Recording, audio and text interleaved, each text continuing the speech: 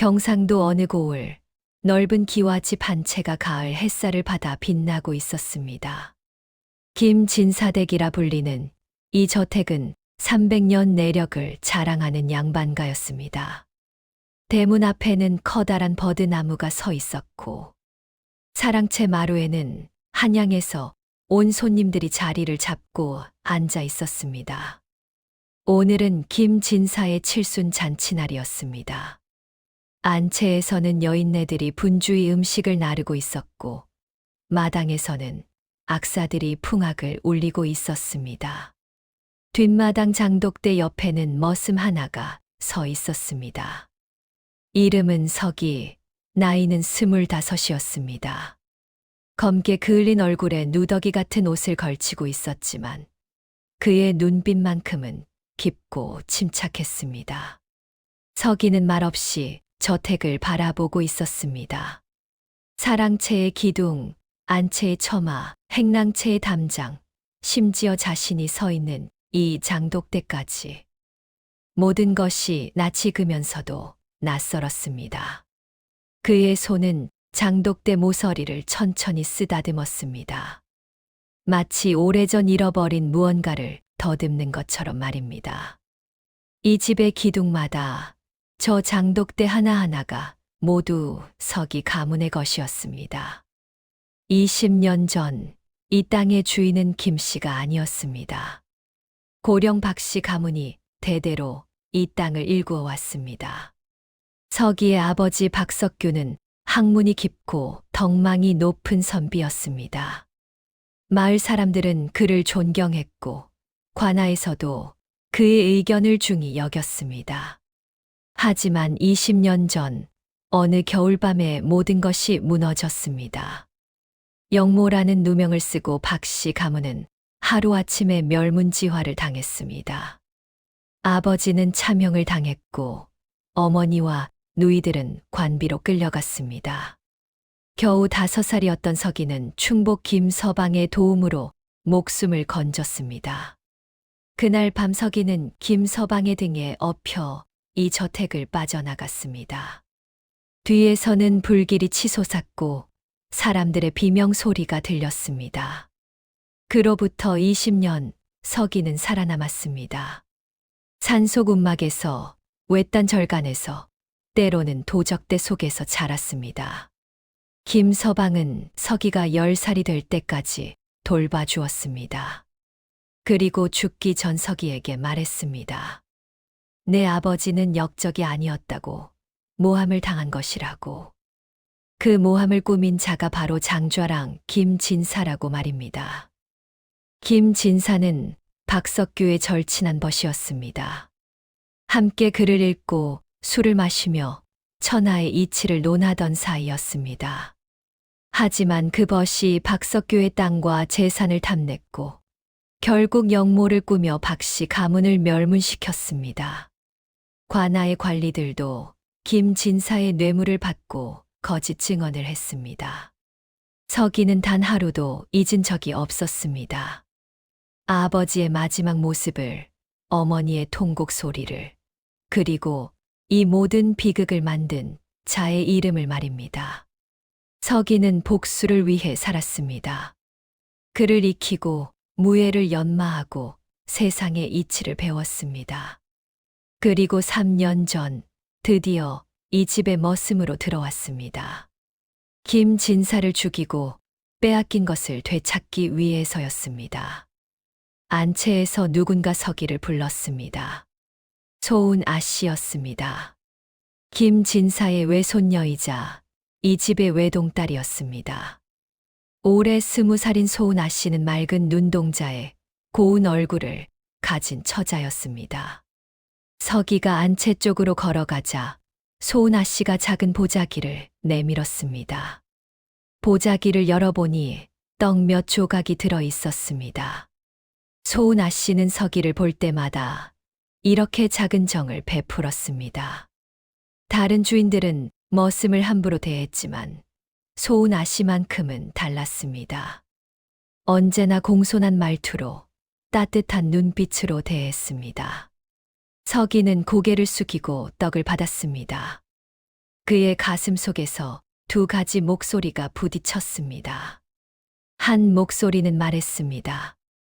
이 아씨는 죄가 없다고, 할아버지의 죄를 손녀가 어찌 짊어지려고 말입니다. 하지만 다른 목소리는 차갑게 속삭였습니다. 박씨 가문이 멸문당할 때 5살 어린아이도 용서받지 못했다고. 이것이 세상의 이치라고 말입니다. 서기는 떡을 품에 넣고 다시 일터로 향했습니다. 소은아 씨는 서기의 뒷모습을 한참 바라보다가 안채로 들어갔습니다. 해가 지고 잔치가 끝나자 손님들이 하나둘 떠나갔습니다. 서기는 뒷마당을 정리한 뒤 인기척이 사라진 사랑채로 몰래 들어갔습니다. 달빛이 마루에 비치는 가운데 서기는 마루 밑으로 기어 들어갔습니다. 어둠 속에서 무언가를 더듬었습니다. 대들보와 기둥이 만나는 곳, 그곳에 작은 구멍이 있었습니다. 아버지가 숨겨둔 곳이었습니다. 서기의 손끝에 차가운 금속이 느껴졌습니다. 작은 쇠함이었습니다. 20년 전 그날 밤 아버지는 어린 서기를 이곳에 숨기면서 이 함을 쥐어주었습니다. 그리고 말했습니다. 이 안에 모든 증거가 있다고, 언젠가 돌아와 이것을 찾으면 진실을 밝힐 수 있을 것이라고 말입니다. 하지만 서기는 아직 그 함을 열지 않았습니다. 때가 되지 않았기 때문입니다. 증거만으로는 부족했습니다. 20년이라는 세월이 흘렀습니다. 증인들은 죽거나 흩어졌고 관아의 기록은 조작되어 있었습니다. 서기는 더 확실한 증거가 필요했습니다. 김 진사의 입에서 직접 자백을 받아내거나 아니면 숨겨진 또 다른 증거를 찾아야 했습니다. 서기는 쇠함을 다시 제자리에 넣고 마루 밑에서 빠져나왔습니다. 서기가 마루 밑에서 나와 행랑채로 돌아가는 길에 안채 창문에서 희미한 불빛이 새어 나왔습니다. 소은 아씨의 방이었습니다. 창호지 너머로 아씨의 그림자가 비쳤습니다. 아씨는 무언가를 읽고 있는 듯 했습니다. 서기는 발걸음을 멈추고 그 그림자를 바라보았습니다. 복수를 하러 왔건만 어찌 이리 마음이 흔들리는 것일까요? 서기는 고개를 저으며 행랑채로 향했습니다. 차가운 가을바람이 그의 등을 스쳤습니다. 행랑채에 도착한 서기는 누추한 방에 누웠습니다. 천장에는 별빛이 새어 들어왔습니다. 서기는 그 별빛을 바라보며 생각했습니다. 아버지께서 저 하늘 어딘가에서 자신을 지켜보고 계실 것이라고.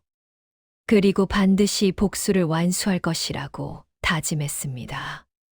하지만 가슴 한편에서는 소은아 씨의 맑은 눈동자가 계속 떠올랐습니다. 서기는 잠들기까지 오랜 시간이 걸렸습니다. 다음 날 아침 서기는 여느 때처럼 우물가에서 물을 길어 올리고 있었습니다.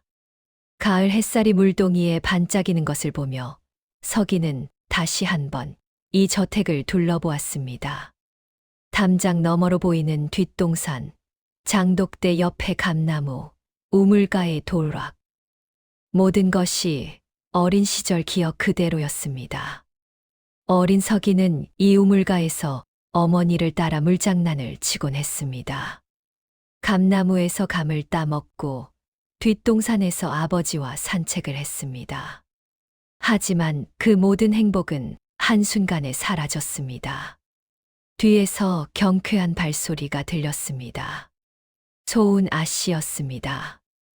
아씨는 분홍 치마 저고리를 곱게 차려입고 서기에게 다가왔습니다. 서기는 황급히 물동이를 내려놓고 허리를 굽혔습니다. 소은 아씨는 수줍은 듯 손을 비비며 서기를 바라보았습니다. 그리고 작은 책 한 권을 꺼내 보였습니다. 천자문이었습니다. 소은 아씨는 서기에게 글을 가르쳐 달라고 청했습니다. 아버지는 여자가 글을 많이 알 필요 없다 했고, 할아버지는 연세가 많아 가르치기 어려웠습니다.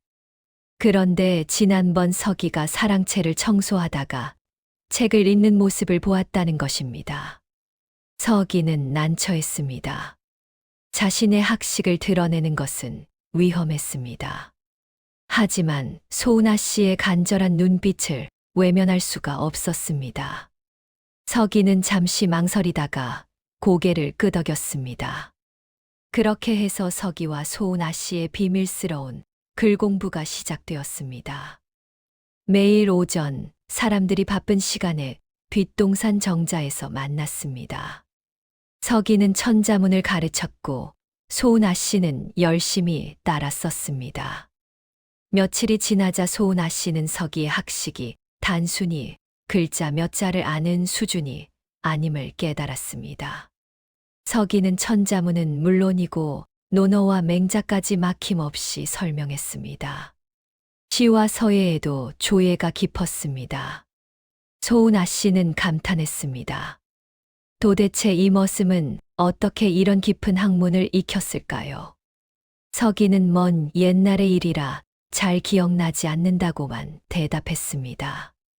쓸쓸한 미소와 함께 말입니다. 그 시간들은 서기에게도 소은아 씨에게도 특별했습니다. 서기는 소은아 씨의 총명함에 놀랐습니다. 한 번 가르치면 곧바로 이해했고 깊이 있는 질문을 던졌습니다. 더 놀라운 것은 아 씨의 성품이었습니다. 책에서 정의로운 이야기를 읽으면 눈을 반짝였고 불의한 이야기를 읽으면 분개했습니다. 가난한 백성 이야기를 읽으면 안타까워했고 충신 이야기를 읽으면 감동했습니다. 소은아 씨는 진심으로 선하고 정의로운 사람이었습니다. 서기는 혼란스러웠습니다. 이 아씨가 김진사의 피부치라는 사실이 믿기지 않았습니다. 악독한 할아버지 밑에서 어떻게 이런 순수한 영혼이 자랄 수 있었을까요? 서기는 점점 소은아 씨에게 끌려갔습니다. 복수의 칼날이 무뎌지는 것을 느꼈습니다. 하지만 동시에 죄책감도 밀려왔습니다. 자신이 지금 무엇을 하고 있는가? 원수의 후손을 가르치고 그녀의 웃음에 가슴이 뛰고 있는 것이 아닌가? 소은아 씨도 비슷한 혼란을 느끼고 있었습니다. 처음에는 단순히 글을 배우고 싶어서 시작한 일이었습니다. 하지만 서기와 함께하는 시간이 길어지면서 아 씨의 마음 속에 묘한 감정이 싹트기 시작했습니다. 서기의 깊은 눈빛, 슬픈 미소, 그리고 때때로 느껴지는 쓸쓸함. 소은아 씨는 궁금했습니다. 이 사람은 도대체 어떤 사연을 가지고 있을까? 왜 이렇게 깊은 학문을 지니고도 머슴으로 살아가는 것일까? 하지만 이 모든 것을 탐탁지 않게 여기는 이가 있었습니다. 소은아 씨의 계모, 정씨 부인이었습니다. 정씨 부인은 소은아 씨의 친어머니가 산후병으로 세상을 떠난 지 3년 만에 이 집으로 들어왔습니다. 겉으로는 자상한 어머니처럼 굴었지만 속마음은 달랐습니다. 소은아 씨가 모든 재산을 물려받으면 자신은 쫓겨날 것이 뻔했기 때문입니다. 정씨 부인은 소은아 씨를 제거하고 재산을 차지할 계획을 세우고 있었습니다. 정씨 부인은 소은아 씨가 서기와 자주 어울린다는 소문을 들었습니다. 처녀가 머슴과 어울린다니 이것은 좋은 핑계가 될 수 있었습니다. 정씨 부인은 어느 날 저녁 사랑채를 찾아갔습니다. 김진사가 혼자 차를 마시고 있을 때였습니다. 정씨 부인은 한숨을 쉬며 소은이가 걱정이라고 말했습니다. 머슴 녀석과 자꾸 어울린다는 것입니다. 처녀가 산 것과 어울리면 소문이 좋지 않을 것이라고 했습니다. 김진사의 눈빛이 날카로워졌습니다. 사실 김진사도 머슴 서기를 예사롭지 않게 보고 있었습니다. 서기의 눈빛이 보통 머슴과는 달랐기 때문입니다. 때때로 자신을 바라보는 서기의 눈에서 김진사는 묘한 감정을 느꼈습니다. 증오? 아니면 다른 무엇? 김진사는 서기를 불러오라고 명했습니다. 잠시 후 서기가 사랑채로 불려왔습니다. 서기는 마루 아래 서서 고개를 숙였습니다. 김진사는 서기를 위아래로 훑어보았습니다. 그리고 어디서 태어났느냐고 물었습니다. 서기는 경주 쪽이라 들었다고 대답했습니다. 부모는 어릴 때 잃었다고 했습니다. 김진사는 잠시 서기를 응시했습니다. 서기도 김진사를 똑바로 바라보았습니다. 둘 사이에 묘한 긴장이 흘렀습니다. 마치 오래전부터 서로를 알고 있었던 것 같은, 그러면서도 처음 만난 것 같은 이상한 기운이었습니다. 김진사는 서기를 물러가게 했습니다. 서기가 사랑채를 나간 뒤 김진사는 멍하니 허공을 바라보았습니다. 그의 머릿속에 20년 전의 기억이 스쳐 지나갔습니다. 박석규의 얼굴이, 그리고 그의 어린 아들의 얼굴이 떠올랐습니다.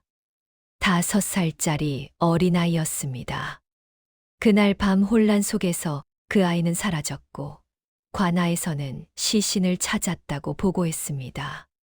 하지만 정말 그랬을까요?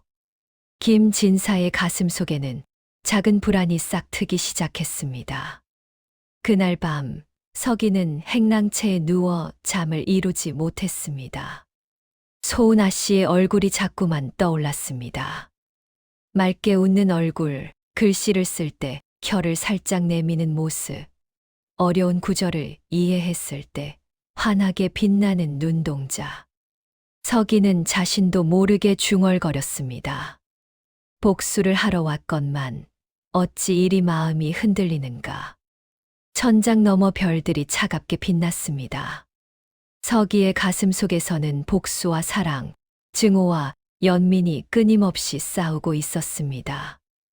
20년을 준비한 복수, 하지만 그 복수의 끝에 소은아 씨가 있다면 과연 해낼 수 있을까요? 서기는 답을 찾을 수 없었습니다. 보름달이 떠오른 가을밤이었습니다. 서기는 낮 동안 소은아 씨에게 작은 쪽지를 전했습니다. 오늘 밤 이경의 뒷동산 정자로 나와달라는 내용이었습니다. 소은아 씨는 쪽지를 받고 가슴이 두근거렸습니다. 하지만 동시에 서기의 평소와 다른 진지한 필체에서 무언가 중대한 일이 있음을 직감했습니다.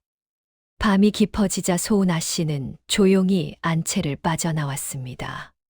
계모와 하인들이 모두 잠든 시각이었습니다.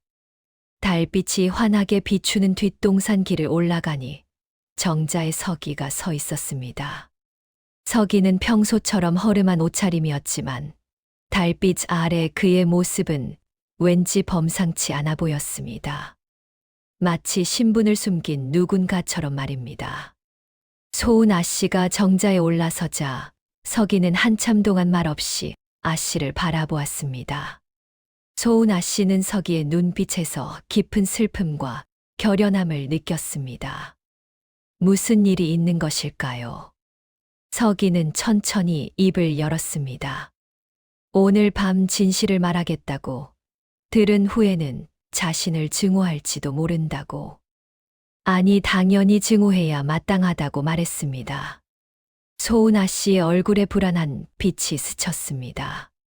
서기는 깊은 숨을 들이쉬고는 자신의 정체를 밝히기 시작했습니다. 본명은 박석이라고, 고령 박씨 가문의 후예라고 말했습니다. 그 순간 소은아 씨의 얼굴이 창백해졌습니다. 고령 박씨. 그 이름은 이 집안에서 금기어였습니다. 할아버지는 그 이름을 입에 담는 것조차 금했습니다.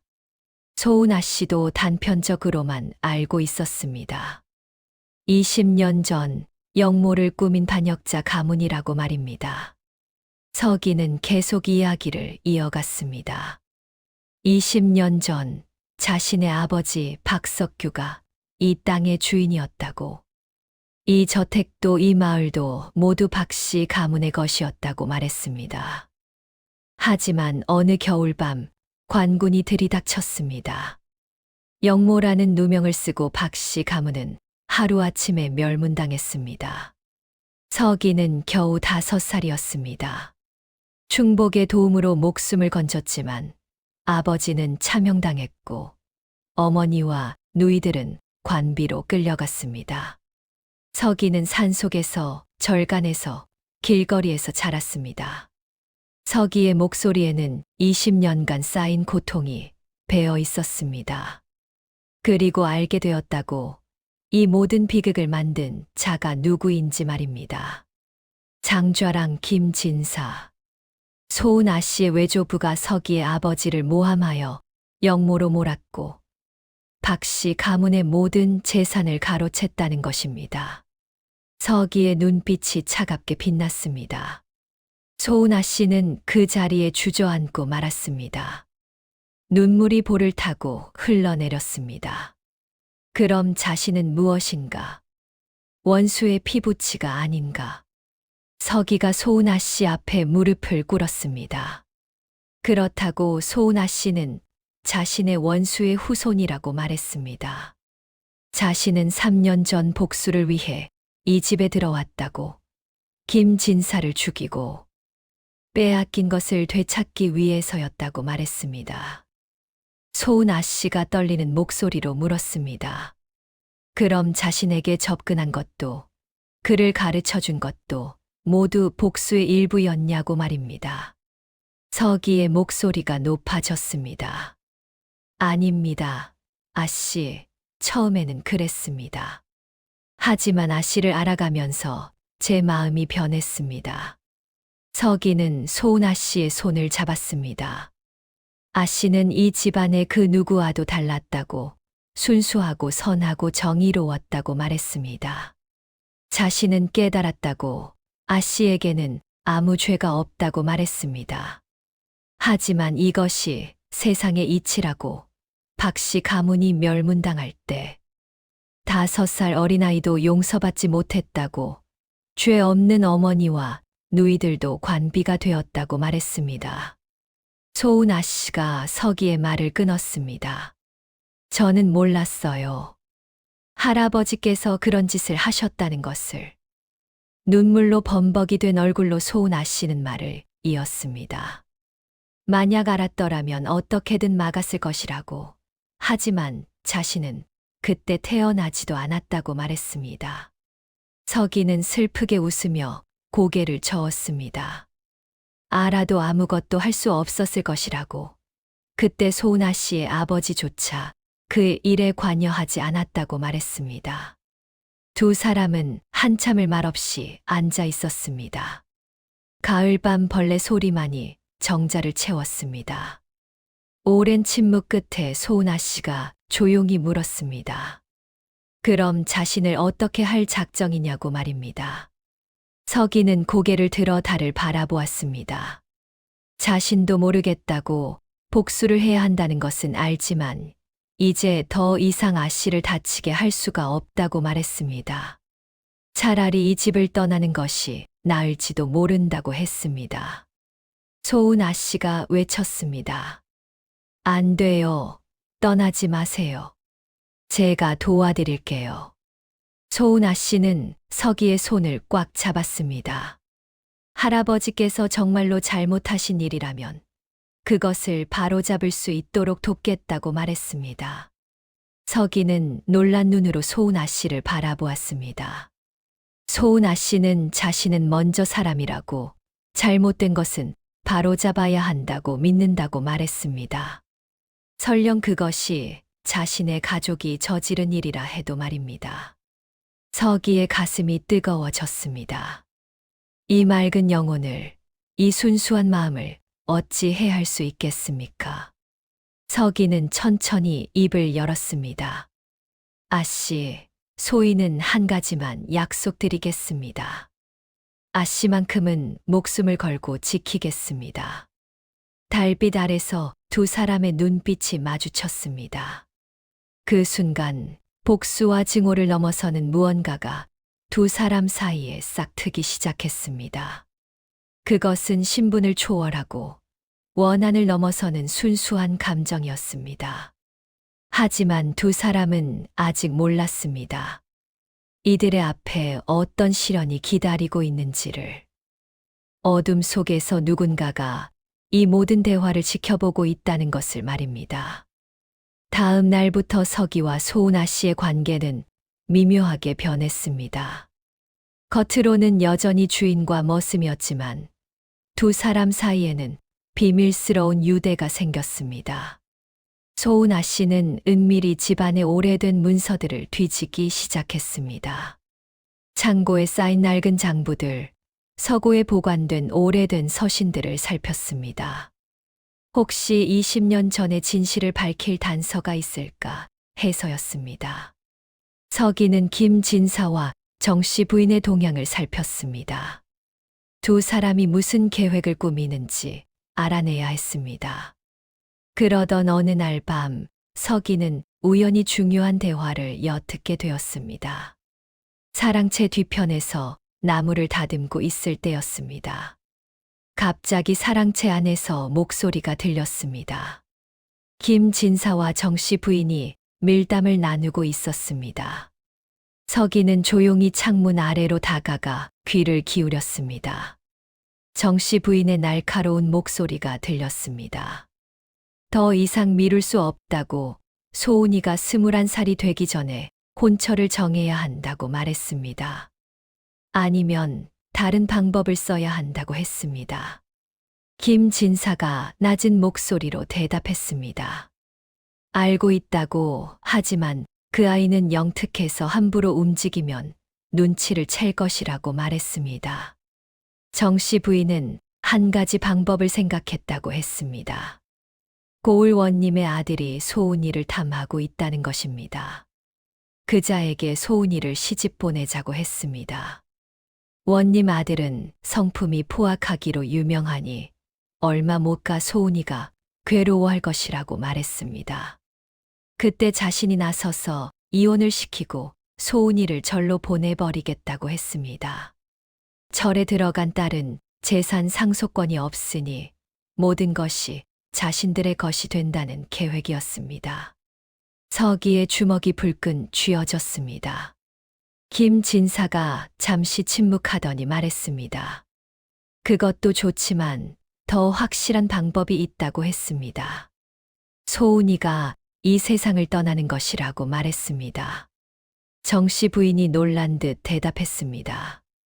그건 너무 위험하다고, 혹시라도 드러나면 큰일이라고 말했습니다. 김진사는 낮게 웃으며 말했습니다. 드러나지 않게 하면 된다고, 병으로 위장하면 된다고 했습니다. 요즘 소은이가 자주 뒷동산을 오르내린다고 들었다고. 그곳에서 약초라도 잘못 먹은 것으로 하면 된다고 말했습니다. 서기의 등에 식은땀이 흘렀습니다. 이것은 단순한 재산 다툼이 아니었습니다. 소은아 씨의 목숨이 위험에 처한 것입니다. 정씨 부인이 말했습니다. 하지만 그 전에 서기라는 머슴놈부터 처리해야 한다고 했습니다. 요즘 소은이와 너무 가까이 지낸다고. 혹시 두 사람 사이에 무슨 일이 생기면 계획이 꼬일 수 있다고 말했습니다. 김진사가 낮게 웃었습니다. 그놈은 걱정하지 말라고 내일 아침 장에 심부름을 보낼 것이라고 말했습니다. 그리고 돌아오는 길에 사고가 날 것이라고 했습니다. 정씨 부인도 낮게 웃었습니다. 역시 아버님이라고, 그럼 자신이 미리 준비를 하겠다고 말했습니다. 발소리가 들리더니 두 사람이 사랑채를 나갔습니다. 서기는 창문 아래에 주저앉아 주먹을 쥐었습니다. 분노가 치밀어 올랐습니다. 20년 전에도 이랬을 것입니다. 김진사는 자신의 아버지를 음모로 제거했고, 이제는 자신의 외손녀마저 제거하려 하고 있었습니다. 도대체 이 사람의 마음 속에 인간다운 것이 조금이라도 남아있는 것일까요? 서기는 즉시 소은아 씨를 만나야 한다고 생각했습니다. 하지만 밤이 깊어 안채에는 불이 꺼진 상태였습니다. 서기는 조심스럽게 소은아 씨의 창문 밑으로 다가가 작은 돌멩이를 던졌습니다. 한 번, 두 번, 세 번. 잠시 후 창문이 조용히 열리며 소은아 씨가 고개를 내밀었습니다. 서기의 다급한 표정을 본 소은아 씨는 곧바로 옷을 챙겨 입었습니다. 잠시 후 뒷문으로 빠져나온 소은아 씨는 서기와 함께 뒷동산으로 향했습니다. 정자에 도착하자 서기는 자신이 들은 모든 것을 소은아 씨에게 말했습니다. 소은아 씨의 얼굴이 점점 창백해졌습니다. 할아버지께서 정말 그런 말씀을 하셨냐고 물었습니다. 서기는 고개를 끄덕였습니다. 이제 선택을 해야 한다고, 이대로 있다가는 목숨이 위험하다고 말했습니다. 소은아 씨는 한참을 생각하더니 조용히 말했습니다. 믿고 싶지 않다고, 할아버지께서 정말 그런 분이실까 하고 말했습니다. 계모의 꾀임에 넘어가신 것은 아닐까 했습니다. 서기는 소은아 씨의 손을 잡았습니다. 20년 전에도 김진사는 자신의 아버지를 배신했다고 평생 절친한 벗이라 믿었던 사람이 하루아침에 모함했다고 말했습니다. 그분은 원래 그런 분이라고 했습니다. 소은아 씨의 눈에서 눈물이 흘러내렸습니다. 자신이 믿었던 모든 것이 무너지는 순간이었습니다. 할아버지는 자상하고 덕망 높은 선비가 아니었습니다. 탐욕스럽고 잔인한 음모가였습니다. 소은아 씨는 떨리는 목소리로 물었습니다. 그럼 자신은 어떻게 해야 하냐고 말입니다. 서기는 잠시 생각하더니 말했습니다. 일단은 아무것도 모르는 척하라고 자신이 방법을 찾아보겠다고 말했습니다. 그리고 절대로 혼자 계시지 말라고 항상 누군가와 함께 있어야 한다고 당부했습니다. 소은아 씨가 고개를 끄덕이려는 순간 갑자기 덤불 속에서 소리가 났습니다. 두 사람이 깜짝 놀라 그쪽을 보니 어둠 속에서 누군가의 그림자가 사라지는 것이 보였습니다. 서기가 소리쳤습니다. 누구냐고 외쳤습니다. 하지만 대답은 없었습니다. 서기는 급히 그쪽으로 달려갔지만 그림자는 이미 어둠 속으로 사라진 뒤였습니다. 소은아 씨의 목소리가 떨렸습니다. 누가 자신들의 이야기를 들은 것이냐고 물었습니다. 서기는 창백한 얼굴로 대답했습니다. 모르겠다고, 하지만 좋지 않은 일이라고 말했습니다. 서둘러 안채로 돌아가라고, 그리고 내일부터는 더욱 조심하라고 당부했습니다. 두 사람은 급히 각자의 자리로 돌아갔습니다. 하지만 둘 다 그날 밤 잠을 이룰 수 없었습니다. 위험이 점점 다가오고 있었습니다. 다음 날 아침 서기는 예상대로 김진사로부터 장에 가서 물건을 사오라는 심부름을 받았습니다. 서기는 짐을 꾸리면서 한 가지를 확신했습니다. 오늘 장에서 돌아오는 길에 무언가 일이 벌어질 것이라고 말입니다. 서기는 품속에 작은 비수 하나를 숨기고 집을 나섰습니다. 뒤를 돌아보니 안채 창문에서 소은아 씨가 자신을 바라보고 있었습니다. 두 사람의 눈빛이 마주쳤습니다. 서기는 고개를 끄덕이고 대문을 나섰습니다. 소은아 씨는 안채 창문에서 떠나는 서기의 뒷모습을 바라보았습니다. 가슴이 철렁 내려앉았습니다. 서기가 무사히 돌아올 수 있을까요? 소은아 씨는 조용히 기도했습니다. 서기 오라버니가 부디 무사하기를, 그리고 이 모든 음모가 밝혀지기를 말입니다. 하지만 소은아 씨는 아직 몰랐습니다. 더 큰 위기가 자신을 향해 다가오고 있다는 것을 말입니다. 서기가 대문을 나서자마자 집 안의 분위기는 묘하게 변했습니다. 정씨 부인은 하인들을 불러 모아 무언가 지시를 내렸고 김진사는 사랑채에서 차분히 차를 마시고 있었습니다. 모든 것이 계획대로 진행되고 있었습니다. 서기는 장으로 가는 길에 주변을 예리하게 살폈습니다. 나무 뒤에 숨은 사람은 없는지, 길모퉁이에서 기다리는 자는 없는지 확인했습니다. 장에 도착한 서기는 빠르게 심부름을 마쳤습니다. 쌀과 포목, 그리고 몇 가지 약재를 샀습니다. 하지만 돌아오는 길이 문제였습니다. 서기는 평소와 다른 길을 선택했습니다. 큰 길 대신 산길을 택했습니다. 예상대로 큰 길 입구에서 수상한 사내 셋이 배회하고 있는 것이 보였습니다. 서기는 빠르게 산길로 접어들었습니다. 산길은 험했지만 안전했습니다. 서기는 해가 지기 전에 저택으로 돌아왔습니다. 대문을 들어서자마자 김진사의 놀란 표정이 보였습니다. 서기가 무사히 돌아온 것에 당황한 것입니다. 하지만 김진사는 곧 평온한 표정을 지으며 수고했다고 말했습니다. 서기는 깊이 허리를 굽히고 행랑채로 향했습니다. 그날 저녁 저택에는 긴장감이 맴돌았습니다. 정씨 부인은 계획이 틀어진 것에 분개했지만 곧 다른 방법을 생각해냈습니다. 오히려 이것이 더 좋을 수도 있었습니다. 서기가 살아있는 상태에서 소운을 제거하면 서기에게 의심이 갈 수도 있으니까요. 정씨 부인은 새로운 계획을 세웠습니다. 며칠 후 김진사의 생신날이 다가왔습니다. 작은 잔치를 열기로 했습니다. 친척들과 마을의 유지들이 모였습니다. 안채에서는 여인네들이 음식을 준비했고 사랑채에서는 남자들이 술을 마셨습니다. 소은아 씨는 외손녀로서 할아버지께 술을 올려야 했습니다. 정씨 부인은 은밀히 부엌으로 갔습니다. 아무도 보지 않는 틈을 타서 작은 약병에서 가루를 꺼내 술잔에 다 넣었습니다. 무색무취의 독이었습니다.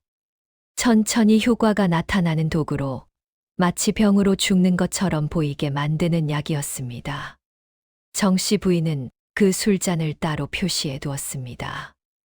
이 술잔이 소은의 손에 들어가도록 말입니다. 저녁 무렵 잔치가 무르익었습니다. 소은아 씨는 고운 한복을 차려입고 사랑채로 향했습니다. 손에는 술병과 술잔을 들고 있었습니다. 정씨 부인이 일부러 준비해 준 것이었습니다. 소은아 씨는 할아버지 앞에 무릎을 꿇고 공손히 술을 따랐습니다. 김진사는 흐뭇한 표정으로 손녀를 바라보았습니다.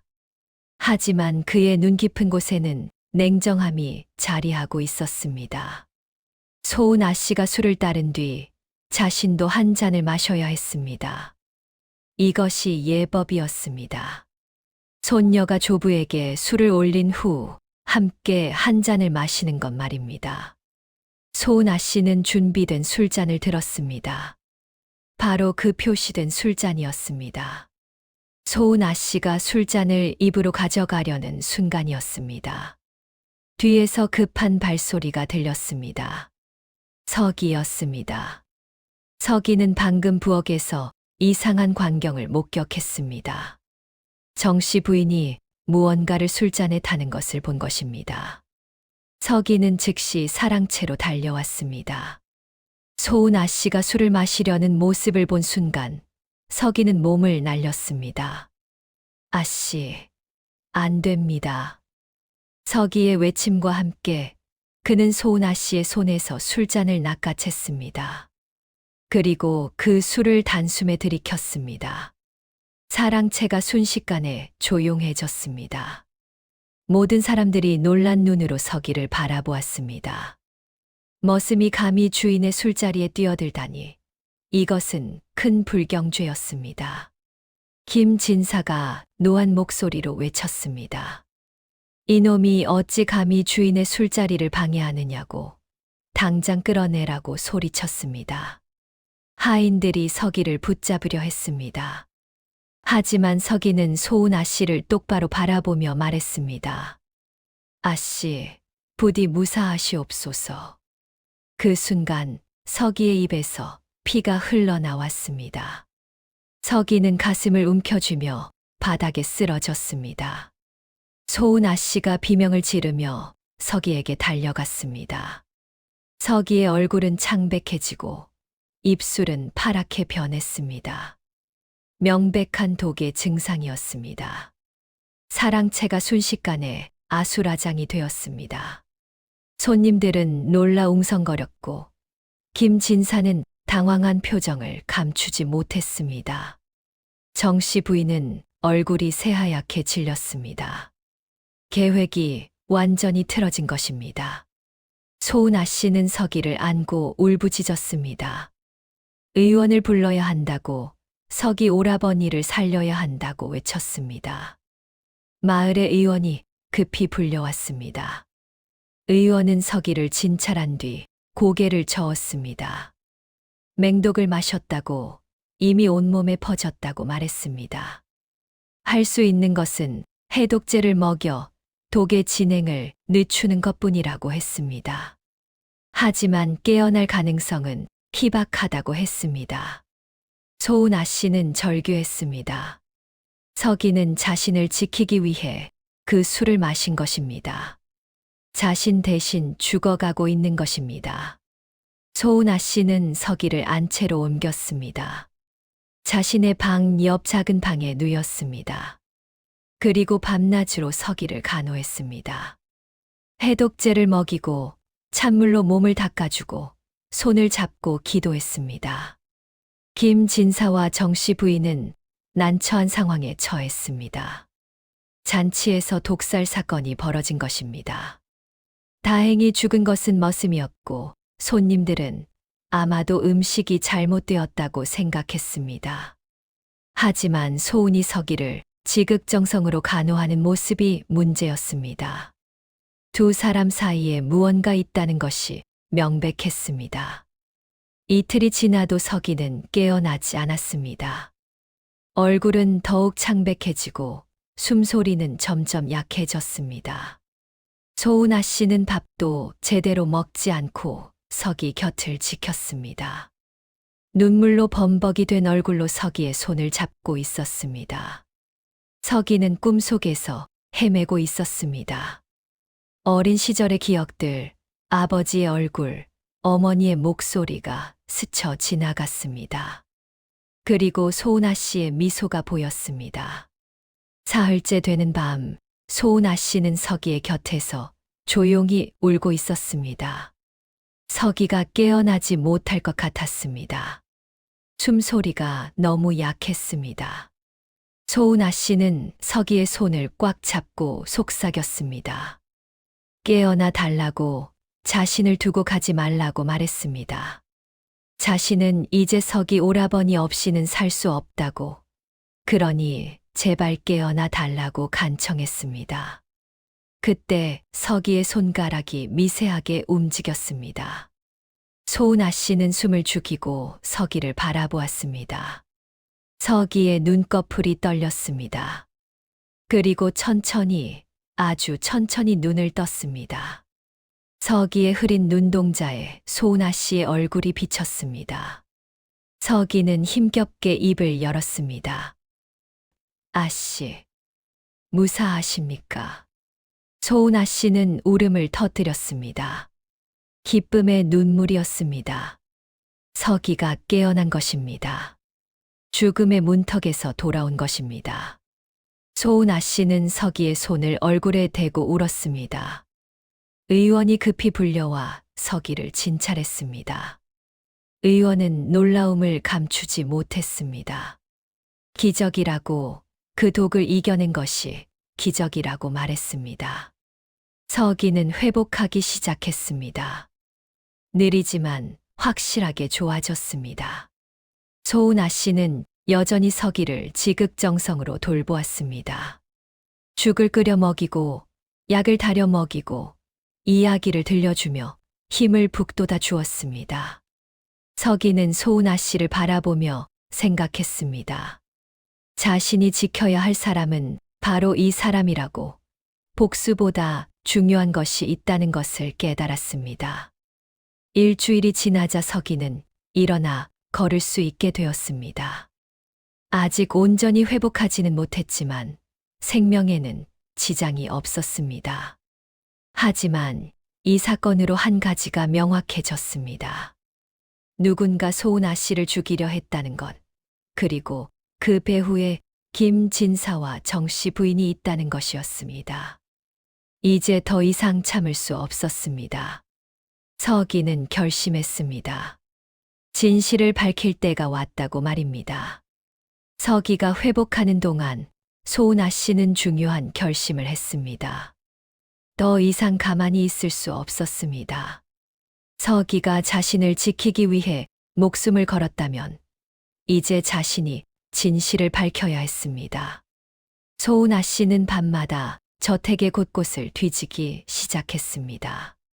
서고의 오래된 문서들, 창고에 쌓인 낡은 상자들, 할아버지의 서재까지 샅샅이 뒤졌습니다. 어느 날 밤, 소은아 씨는 할아버지의 서재에 몰래 들어갔습니다. 김진사가 깊이 잠든 시각이었습니다. 달빛만이 서재를 비추고 있었습니다. 소은아 씨는 조심스럽게 책장을 뒤지기 시작했습니다. 논어, 맹자, 시경 같은 서책들이 가득했습니다. 하지만 소은아 씨가 찾는 것은 책이 아니었습니다. 20년 전의 증거, 할아버지의 죄를 증명할 무언가였습니다. 책장 뒤쪽에 작은 서랍이 있었습니다. 자물쇠로 잠겨 있었습니다. 소은아 씨는 망설이다가 머리에 꽂은 비녀로 자물쇠를 따기 시작했습니다. 어릴 적 놀이로 배운 기술이었습니다. 찰칵 자물쇠가 열렸습니다. 서랍 안에는 오래된 서신들이 가득했습니다. 소은아 씨는 촛불을 켜고 서신들을 하나씩 읽기 시작했습니다. 첫 번째 서신은 20년 전에 쓰인 것이었습니다. 한양의 어느 관리에게 보낸 편지였습니다.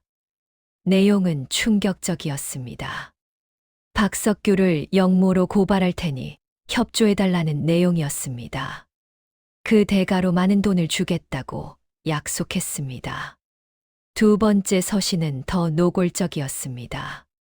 박 씨 가문의 재산 목록과 그것을 어떻게 나눌 것인지에 대한 계획이 적혀 있었습니다. 소은아 씨의 손이 떨렸습니다. 이것은 명백한 증거였습니다. 할아버지가 박 씨 가문을 모함했다는 증거, 재산을 가로챘다는 증거였습니다. 소은아 씨는 그 서신들을 품속에 감추었습니다. 하지만 그것만으로는 부족했습니다. 더 결정적인 증거가 필요했습니다. 다음 날 소은아 씨는 서기에게 자신이 찾은 서신들을 보여주었습니다. 서기는 서신들을 읽으며 분노로 이를 갈았습니다. 하지만 동시에 냉정함을 유지했습니다. 이 서신들은 중요하지만 아직 부족하다고 말했습니다. 관할을 움직이기 위해서는 더 확실한 증거가 필요하다고 했습니다. 서기는 소은아 씨에게 자신도 증거가 하나 있다고 말했습니다. 그날 밤 서기와 소은아 씨는 사랑채로 몰래 들어갔습니다. 서기는 마루 밑으로 기어들어가 쇠함을 꺼냈습니다. 20년 전 아버지가 숨겨둔 그 함이었습니다. 서기는 오랜만에 그 함을 열었습니다. 안에는 여러 문서들이 들어 있었습니다. 땅 문서, 족보, 그리고 가장 중요한 것은 김진사가 직접 쓴 편지였습니다. 그 편지는 박석규에게 보낸 것이었습니다. 친구여, 함께 큰일을 도모하자는 내용이었습니다. 하지만 편지의 뒷면에는 다른 내용이 적혀 있었습니다. 박석규를 제거하는 구체적인 계획이었습니다. 아마도 김진사가 실수로 버린 것을 박석규가 주워 보관한 것 같았습니다. 이것은 결정적인 증거였습니다. 하지만 또 다른 발견이 있었습니다. 함 속에는 또 하나의 족보가 있었습니다. 김씨 가문의 족보였습니다. 서기와 소은아 씨는 그 족보를 자세히 들여다보았습니다. 그리고 충격적인 사실을 발견했습니다. 김진사의 아들, 즉 소은아 씨의 아버지는 사실 김씨 가문의 혈족이 아니었습니다. 족보에는 그가 양자로 들어왔다고 적혀 있었지만 가장자리에 작은 글씨로 다른 내용이 적혀 있었습니다. 본래 박씨 가문의 노비 출신, 신분을 속이고 양자로 들임. 소은아 씨는 그 자리에 주저앉았습니다. 이것이 무슨 의미인지 알았기 때문입니다. 자신의 아버지는 원래 박씨 가문의 노비 후손이었습니다. 김진사는 박씨 가문을 멸문시킨 후 그 집안의 노비였던 사람을 양자로 삼아 김씨 성을 준 것입니다. 아마도 재산을 합법적으로 물려받기 위해서였을 것입니다. 이것은 단순한 재산 다툼이 아니었습니다. 신분 사기이자 역사의 왜곡이었습니다. 진짜 양반은 박씨 가문이었고 김씨 가문은 사실 그들의 노비를 앞세운 가짜였던 것입니다. 서기는 이 모든 증거를 모았습니다. 서신들, 족보, 땅 문서. 이제 진실을 밝힐 준비가 되었습니다. 하지만 문제가 있었습니다. 김진사는 이 지역의 유력자였습니다. 관아의 관리들도 그의 편이었습니다. 단순히 증거를 들고 관아에 가서는 소용이 없었습니다. 더 확실한 방법이 필요했습니다. 서기는 한 가지 계획을 세웠습니다. 며칠 후 서기는 몰래 한양으로 향했습니다. 소은아 씨에게는 잠시 피신한다고만 말했습니다. 서기는 한양에서 어느 관리를 찾아갔습니다. 바로 사헌부의 관리였습니다. 서기의 아버지와 절친했던 사람의 아들이었습니다.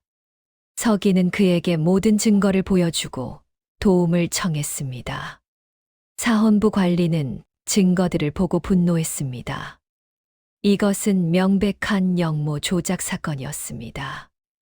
무고한 선비를 죽이고 재산을 가로챈 사건이었습니다. 관리는 즉시 상급자에게 보고했고 며칠 후 한양에서 암행어사가 파견되기로 결정되었습니다. 서기는 한양에서 보름을 보내고 저택으로 돌아왔습니다.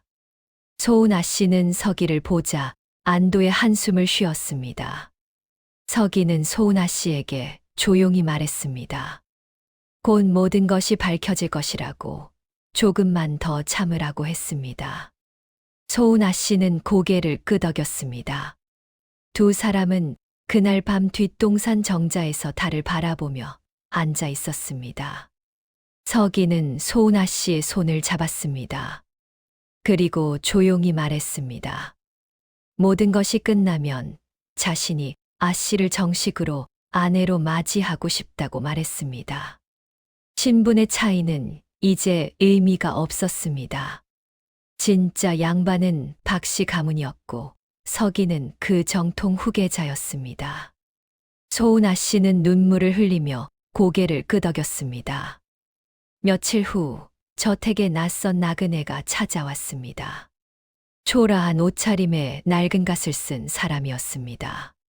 하지만 서기는 알았습니다. 그가 바로 한양에서 온 암행어사라는 것을 말입니다. 이제 진실을 밝힐 시간이 다가온 것입니다. 초라한 나그네로 변장한 암행어사는 며칠간 마을을 돌아다니며 정보를 수집했습니다. 마을 사람들의 이야기를 듣고 관아의 기록을 몰래 확인했습니다. 그리고 20년 전의 사건에 대한 증언들을 모았습니다. 당시를 기억하는 노인들은 말했습니다. 박석규는 훌륭한 선비였다고, 영모를 꾸밀 사람이 아니었다고 말입니다. 하지만 김진사의 고발과 한양 관리들의 증언 때문에 박씨 가문이 멸문당했다고 했습니다. 일주일 후 암행어사는 김진사 댁을 방문했습니다. 가난한 선비로 가장하여 하룻밤 묵어가게 해달라고 청했습니다. 김 진사는 흔쾌히 허락했습니다. 선비를 대접하는 것은 양반의 도리였기 때문입니다. 그날 저녁 사랑채에서 김 진사와 암행어사는 차를 마시며 이야기를 나누었습니다. 암행어사는 교묘하게 20년 전 이야기를 꺼냈습니다. 이 고을에 큰 영모 사건이 있었다는 소문을 들었다고 말했습니다. 김 진사는 경계하면서도 자랑스럽게 말했습니다. 자신이 영모를 고발하여 나라를 구했다고, 그 공으로 이 땅을 하사받았다고 말했습니다. 암행어사는 조용히 그 말을 듣고 있었습니다. 다음 날 아침 마을의 사랑방에 사람들이 모였습니다. 관아의 관리들, 마을의 유지들, 그리고 김 진사까지 모두 모였습니다. 서기와 소은아 씨도 멀찍이 서서 지켜보고 있었습니다. 나그네는 사람들 앞에 섰습니다. 그리고 품에서 무언가를 꺼냈습니다. 마패였습니다. 임금의 명을 받아 지방을 살피는 암행어사의 표식이었습니다. 사람들이 일제히 무릎을 꿇었습니다. 김 진사의 얼굴이 창백해졌습니다. 암행어사는 낭낭한 목소리로 말했습니다. 임금의 명을 받들어 20년 전에 영모 사건을 재조사하러 왔다고 선포했습니다. 김 진사는 식은땀을 흘리며 당황했습니다. 하지만 곧 평정을 되찾고 말했습니다. 재조사할 것이 무엇이냐고, 이미 끝난 사건이라고 항변했습니다. 암행어사는 서기를 불렀습니다. 서기가 앞으로 나서자 사람들은 수군거렸습니다. 머슴이 무슨 일로 나서는가 하고 의아해했습니다. 암행어사는 서기에게 물었습니다. 내가 누구냐고 말입니다. 서기는 또렷한 목소리로 대답했습니다. 소인은 박석이, 고령 박씨 가문의 후예이자 20년 전 영모로 몰려 차명당한 박석규의 아들입니다. 마을이 술렁였습니다. 박씨 가문의 후예가 살아있다니, 그것도 김 진사댁의 머슴으로 있었다니 놀라운 일이었습니다. 김 진사는 얼굴이 새하얗게 질렸습니다. 서기는 품에서 쇠함을 꺼냈습니다. 그리고 그 안의 문서들을 하나씩 꺼내 보였습니다. 첫 번째는 땅 문서였습니다. 이 땅이 원래 박씨 가문의 것이었음을 증명하는 문서였습니다. 관아에 도장이 찍혀 있었고 선대 관리들의 서명이 있었습니다. 두 번째는 김 진사가 한양의 관리들에게 보낸 서신의 원본이었습니다. 박석규를 모함하기로 공모한 증거였습니다. 세 번째는 김 진사가 직접 쓴 편지였습니다.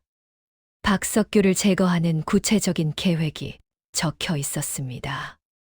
암행어사는 그 문서들을 하나하나 살폈습니다. 그리고 고개를 끄덕였습니다. 이것은 명백한 증거였습니다. 김 진사가 박석규를 모함했다는 증거, 영모가 조작되었다는 증거였습니다. 사람들은 충격에 빠졌습니다. 존경받던 선비가 사실은 무고한 사람을 죽인 역적이었다니 믿을 수 없었습니다. 하지만 가장 충격적인 것은 마지막에 나왔습니다. 서기는 족보를 꺼냈습니다.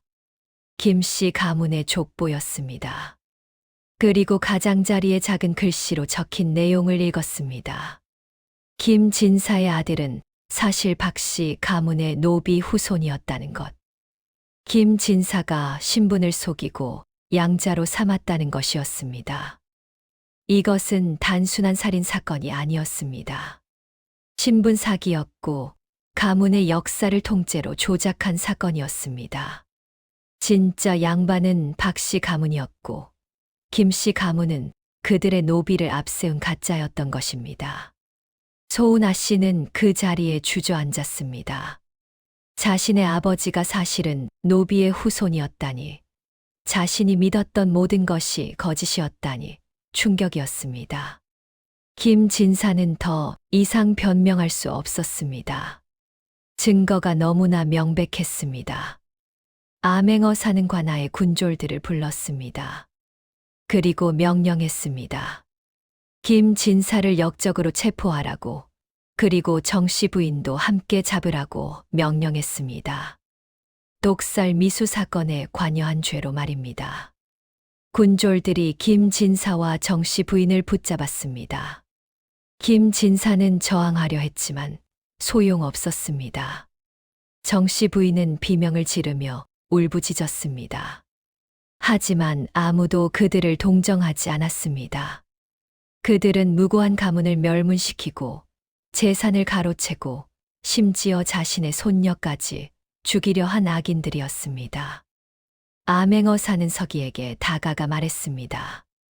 박씨 가문의 명예를 회복하겠다고, 그리고 모든 재산을 돌려주겠다고 약속했습니다. 서기는 깊이 고개를 숙였습니다. 20년을 기다린 순간이었습니다. 아버지의 누명이 벗겨지는 순간, 가문의 명예가 되찾아지는 순간이었습니다. 소은아 씨는 멀찍이 서서 이 모든 광경을 지켜보았습니다. 눈물이 볼을 타고 흘러내렸습니다. 자신의 할아버지가 역적으로 끌려가고 자신의 신분이 거짓이었다는 것을 알게 된 순간이었습니다. 이제 자신은 아무것도 아니었습니다. 양반도 아니고 재산도 없고 그저 역적의 후손일 뿐이었습니다. 서기는 소은아 씨를 바라보았습니다. 아 씨의 슬픈 표정이 가슴을 아프게 했습니다. 서기는 소은아 씨에게 다가가 손을 내밀었습니다. 소은아 씨는 서기의 손을 잡았습니다. 두 사람은 말없이 서로를 바라보았습니다. 모든 것이 끝났지만 동시에 새로운 시작이기도 했습니다. 암행어 사는 마을 사람들에게 선포했습니다. 박씨 가문의 명예를 회복하고 모든 재산을 원래 주인에게 돌려준다고 말했습니다. 그리고 김진사와 정씨 부인은 한양으로 압송되어 재판을 받을 것이라고 했습니다. 사람들은 고개를 끄덕였습니다. 정의가 실현되는 순간이었습니다. 김진사와 정씨 부인이 한양으로 압송된 후 저택은 조용해졌습니다. 마을 사람들은 처음에는 수군거렸지만 곧 진실을 받아들였습니다. 박씨 가문이 원래 이 땅의 주인이었다는 것, 김진사가 그들을 모함했다는 것을 말입니다. 그리고 서기를 새로운 눈으로 바라보기 시작했습니다. 머슴이 아니라 양반가의 정통 후계자로 말입니다. 서기는 저택의 주인이 되었습니다.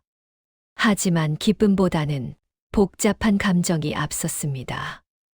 20년을 기다린 복수가 이루어졌지만 가슴 한편은 텅 빈 것 같았습니다. 아버지와 어머니, 누이들은 이미 이 세상 사람이 아니었습니다. 복수는 완성되었지만 잃어버린 가족을 되돌릴 수는 없었습니다. 한 달 후 한양에서 소식이 왔습니다. 김진사는 역적과 모함죄로 처형되었고 정씨 부인은 독살 미수죄로 유배형을 받았습니다. 당시 역모 조작에 가담한 관리들도 모두 파직되거나 처벌받았습니다. 박석규의 명예는 완전히 회복되었고 조정에서는 그의 충절을 기리는 정려문을 세우기로 결정했습니다. 서기는 아버지의 묘를 찾아갔습니다. 20년 전 역적의 가족으로 제대로 된 장례도 치르지 못하고 외딴 산기슭에 묻힌 아버지였습니다. 서기는 아버지의 묘 앞에 무릎을 꿇고 절을 올렸습니다. 그리고 조용히 말했습니다. 아버지, 아들이 늦었지만 아버지의 누명을 벗겼습니다. 이제 편히 쉬소서. 서기의 눈에서 눈물이 흘러내렸습니다. 20년간 참았던 눈물이었습니다. 복수를 위해, 생존을 위해, 강해지기 위해 울지 않았던 눈물이 이제야 흘러나왔습니다. 서기는 한참을 묘 앞에서 울었습니다. 슬픔도 있었고, 안도도 있었고, 그리움도 있었습니다. 서기는 아버지를 제대로 된 선산으로 이장했습니다. 그리고 어머니와 누이들의 행방을 수소문했습니다. 하지만 이미 세월이 너무 흘렀습니다. 어머니는 관비 생활을 하다가 병으로 세상을 떠났다고 들었습니다. 누이들도 흩어져 행방을 알 수 없었습니다. 서기는 그들을 위한 제단을 만들어 제사를 지냈습니다. 그러는 동안 소은아 씨는 조용히 안채에 머물고 있었습니다. 할아버지가 역적으로 처형되고 자신의 신분이 거짓으로 밝혀진 후 소은아 씨는 깊은 상실감에 빠졌습니다. 자신이 믿었던 모든 것이 무너졌습니다. 이제 자신은 아무것도 아니었습니다. 재산도 없고 신분도 없고 가족도 없었습니다. 아버지는 이미 몇 년 전에 세상을 떠났고 어머니도 일찍 돌아가셨습니다. 어느 날 저녁 서기는 소은아 씨를 뒷동산 정자로 불렀습니다. 달이 환하게 떠오른 밤이었습니다. 소은아 씨가 정자에 올라오자 서기는 조용히 말했습니다. 그동안 많은 일이 있었다고, 두 사람 모두 큰 상처를 입었다고 말했습니다. 하지만 이제는 과거를 정리하고 앞을 봐야 한다고 했습니다. 소은아 씨는 슬픈 눈으로 서기를 바라보았습니다. 그리고 조용히 말했습니다. 자신은 이제 아무것도 아니라고, 역적의 후손이라고 말했습니다. 서기 오라버니는 이제 이 땅의 주인이 되었지만 자신은 그저 몰락한 집안의 딸일 뿐이라고 말했습니다. 서기에게 폐가 될까 걱정된다고, 차라리 자신은 절에 들어가는 것이 낫겠다고 말했습니다. 서기는 소은아 씨의 손을 잡았습니다. 그리고 또렷한 목소리로 말했습니다. 아씨에게는 제가 있지 않습니까? 서기는 계속 말을 이었습니다. 자신도 20년간 아무것도 없이 살았다고, 머슴으로, 거지로, 때로는 도적으로 살았다고 말했습니다. 하지만 아씨를 만나면서 삶의 의미를 찾았다고 했습니다. 복수보다 중요한 것이 있다는 것을 깨달았다고 말했습니다. 서기는 소은아 씨 앞에 무릎을 꿇었습니다. 그리고 청혼했습니다. 자신의 아내가 되어 달라고, 함께 새로운 삶을 시작하자고 말했습니다. 신분도 재산도 과거도 중요하지 않다고 했습니다. 중요한 것은 두 사람이 서로를 사랑한다는 것이라고 말했습니다. 소은아 씨는 눈물을 흘리며 고개를 끄덕였습니다. 서기를 따르겠다고, 함께 새로운 삶을 만들어 가겠다고 대답했습니다. 두 사람은 달빛 아래서 포옹했습니다. 오랜 고통과 시련을 겪은 끝에 마침내 서로를 온전히 받아들이는 순간이었습니다. 서기는 조정에 상소를 올렸습니다. 소은아 씨는 김진사의 죄와 무관하다고, 오히려 할아버지의 음모를 밝히는데 도움을 주었다고 변호했습니다. 조정에서는 서기의 청을 받아들였습니다. 소은아 씨에게는 아무런 죄가 없다고 선포했습니다. 3개월 후 두 사람의 혼례가 열렸습니다. 마을 사람들이 모두 모였습니다. 과거에는 머슴이었던 서기와 양반집 아씨였던 소은이 부부가 되는 것은 파격적인 일이었습니다. 하지만 진실이 밝혀진 후 사람들은 두 사람을 축복했습니다. 원래 서기가 이 땅의 정통주인이었고 두 사람의 사랑이 진실했기 때문입니다. 혼례는 소박하지만 따뜻하게 치러졌습니다. 서기는 새 한복을 입고 소은아 씨는 고운 치마 저고리를 입었습니다. 두 사람은 서로를 바라보며 미소 지었습니다. 그 미소에는 고통을 이겨낸 강인함과 서로를 향한 깊은 사랑이 담겨 있었습니다. 혼례가 끝난 후 서기는 저택을 새롭게 단장하기 시작했습니다. 오래된 부분을 수리하고 새로운 나무를 심었습니다. 그리고 마을을 위한 학당을 세웠습니다.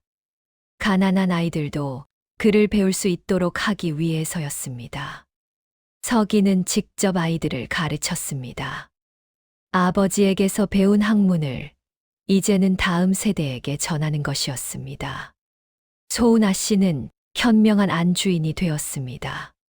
집안을 살피고 하인들을 따뜻하게 대했습니다. 그리고 마을의 어려운 사람들을 도왔습니다. 과거 자신도 고통을 겪었기에 다른 사람의 아픔을 더 잘 이해할 수 있었습니다. 3년이 흘렀습니다. 저택에는 웃음소리가 가득했습니다.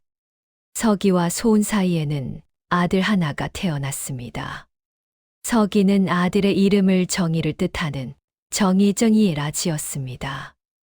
이 아이가 정의롭게 자라기를, 아버지와 할아버지의 고통을 기억하며 올바르게 살기를 바라는 마음이었습니다.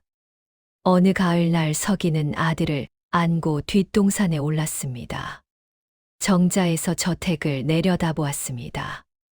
20년 전 어린 서기는 이곳에서 불타는 집을 바라보며 도망쳤습니다. 그리고 20년 후, 이제는 아버지가 된 서기가 다시 이 자리에 서 있었습니다. 하지만 이번에는 복수가 아니라 희망을 품고 말입니다. 소은아 씨가 서기 옆에 섰습니다. 두 사람은 서로의 손을 잡고 저택을 바라보았습니다. 그리고 조용히 속삭였습니다. 복수는 사랑이 되었고 원하는 용서가 되었노라. 이제 이 땅에는 증오가 아니라 사랑이, 복수가 아니라 화해가 자리 잡았습니다. 해가 저물어가는 가을 하늘 아래 서기네 가족은 집으로 돌아갔습니다. 저택의 굴뚝에서는 저녁 연기가 피어올랐고 마당에서는 아이들의 웃음소리가 들렸습니다. 20년의 고통과 복수가 끝나고 이제는 평화로운 일상이 시작된 것입니다. 서기는 매년 아버지의 기일에 묘를 찾아갔습니다. 그리고 조용히 보고했습니다. 가문의 명예를 되찾았다고, 아씨와 행복하게 살고 있다고, 손자도 태어났다고 말했습니다. 아버지께서 꿈꾸셨던 평화로운 세상을 만들기 위해 노력하고 있다고 말했습니다. 그리고 덧붙였습니다. 복수는 끝났지만 용서도 시작되었다고, 증오의 굴레를 끊고 새로운 시대를 열겠다고 말했습니다. 묘 앞의 나무들이 바람에 흔들렸습니다. 마치 아버지가 고개를 끄덕이는 것 같았습니다. 서기는 일어나 하늘을 바라보았습니다. 구름 사이로 햇살이 비쳤습니다. 새로운 날이 밝아오고 있었습니다. 과거의 어둠을 뒤로하고 미래의 빛을 향해 나아가는 것입니다. 서기는 저택으로 돌아가는 길에 웃음을 지었습니다. 이제 진정한 평화가 시작되었습니다.